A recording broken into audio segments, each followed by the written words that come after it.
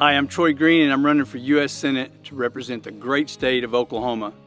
But unlike much of the leadership in Washington, I wasn't born into opportunity. As an abandoned and abused child, I was raised by the streets of southern Oklahoma and the foster care system. I grew up knowing hunger and homelessness and what it feels like to be pushed aside and overlooked.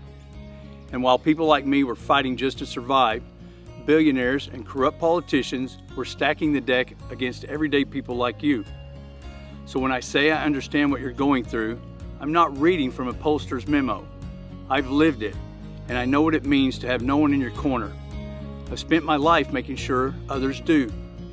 I've owned a martial arts school for more than 30 years, built not just to teach discipline, but to create a safe space for kids who have nowhere else to go, survivors of abuse, and anyone looking for a second chance.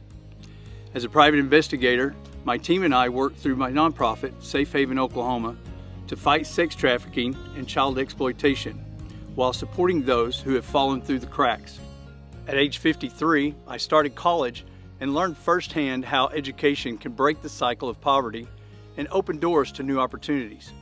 That's why I'll continue to fight for stronger public schools, affordable colleges, and vocational programs so every young person has access to opportunities I never had.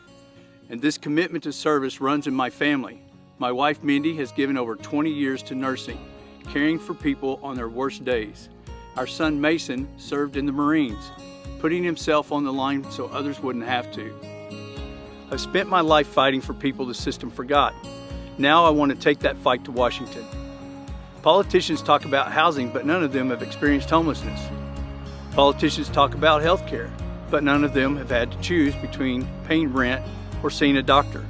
They talk about rising costs, but they've never stood in a grocery aisle putting items back because the total got too high. They talk about jobs, but they've never worked 2 jobs at once just to stay afloat. For too long, the people making the decisions haven't lived the consequences, and that's why those decisions keep falling short. It's time for leadership that understands, not from a briefing, not from a report, but from real life. Because when you've lived the struggle, you don't just talk about change, you fight for it. Send me to DC, and I'll fight with the same grit and determination that got me here today. It's time to bring integrity and accountability back to Washington and dignity back to Oklahoma.